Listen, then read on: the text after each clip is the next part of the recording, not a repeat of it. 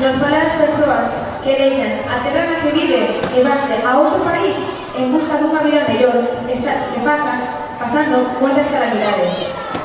Desde aquí, queremos mostrar a nosa solidariedade con todos os refugiados inmigrantes e deseantes de corazón que algún día puedan realizar os seus sonos.